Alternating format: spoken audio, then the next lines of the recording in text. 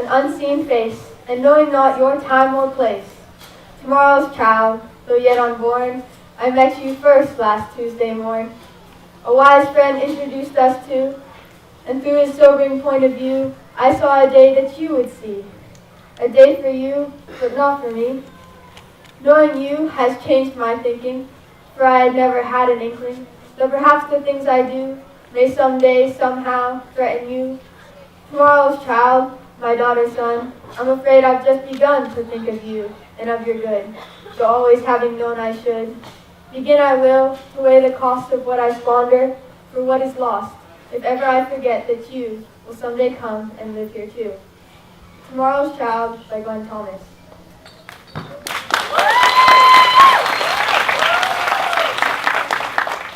Like the author of the poem, I'm worried about the future. The effects that businesses could have on our planet have the potential to ruin the earth for future generations. But I believe that they also have the power to fix these problems. I see business as both the problem and the solution. The first problem that I encountered was pollution. In business, there are two main ways of getting rid of pollution. The first method is to treat, trap, and/or store the pollution using pollution control equipment. The second method involves reducing, changing, or preventing the waste through better housekeeping, material substitution, recycling, or process innovation. The latter choice is much cheaper and arguably better for the environment, but it takes a large investment in the beginning. The first few steps to a zero-waste business will be simple, but as the company gets closer to its goal, the process will become more technology and capital intensive. This explains why business owners do not want to change their business model. All they see is the large short-term loss. I believe that if just one business can show that it's possible to be both profitable and green at the same time, more businesses will be more likely to join in and become a green business as well. This is why stories of success are so important. Ray Anderson at Interface, a sustainable carpet company, has begun to move towards zero waste. Modular carpet tiles are usually petroleum intensive, but at Interface, they have found a way to make these carpet tiles using recycled materials. Since they have started, sales have been up by 2/3 and profits have doubled. The cost of making the product has also decreased, therefore increasing the profit margin. Now, Ray's business is clear-cut, but unfortunately many companies see green as a point of business only for its good image. These companies use the environment to entice people into buying their products without actually becoming a green company. They use labels such as natural and organic to boost their profits.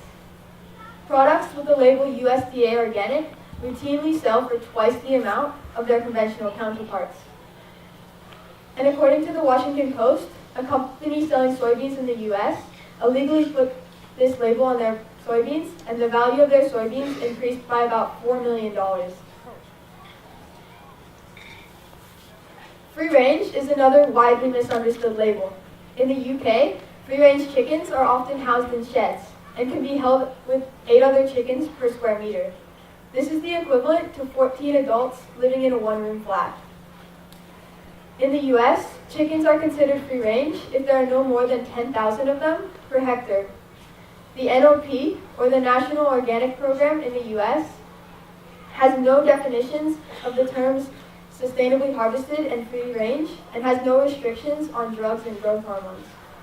In the wild, chickens usually lay about 20 eggs per year, but due to high-protein feed and near constant lighting, chickens in modern facilities and farms usually lay about 500 eggs per year.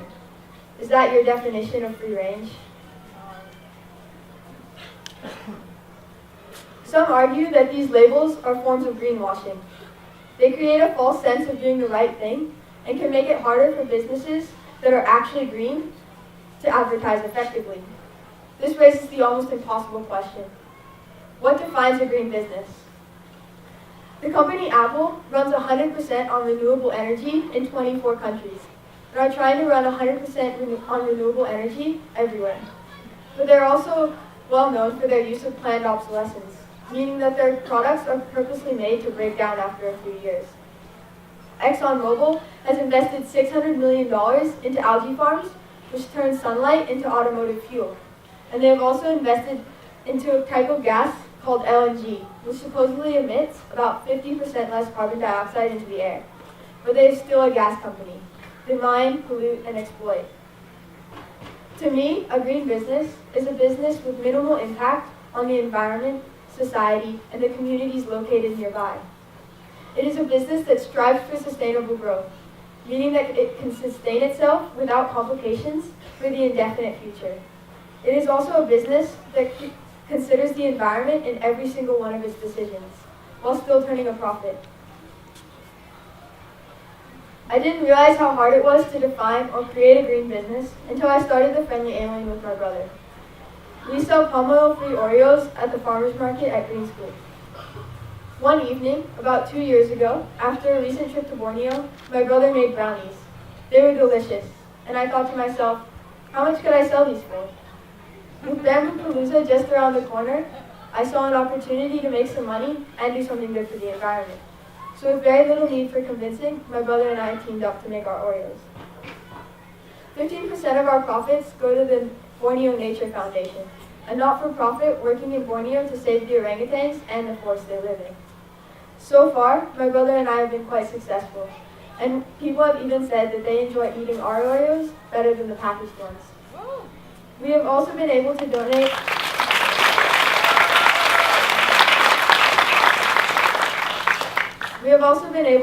$225 to the Borneo Nature Foundation.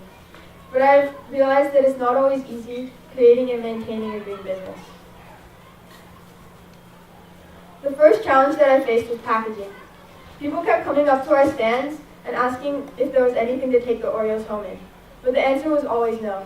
So I decided to make a sustainable wrapper using banana leaves. Unfortunately, my product took way too much time to make. It wasn't very functional, and no one was going to use it because the Oreos would just fall out. This got me thinking, what makes some green businesses work while others don't? I did some research and came up with my own 5 steps to creating your own green business. Creating the Friendly Alien has been a both fun and challenging experience, and I want other people to be able to enjoy and learn from this kind of experience as well.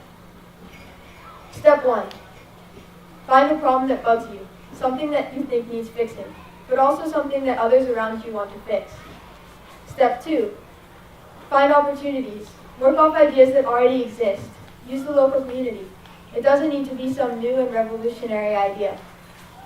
Step 3. Find a product to sell that is relatively easy to produce and people want it often. Food and clothes are a good way to start. Step 4. Go to people who you know will want your product. Don't go and try and convince others of your product's greatness until you have a strong customer base. And step 5, start selling. I know that change isn't easy. It's unpredictable and scary. But we need change and unconventional thinking to improve our technologies. We need change to improve our lives. And we need change to improve the life of tomorrow's child. The Stone Age didn't end because we ran out of stones. It ended because we changed and evolved.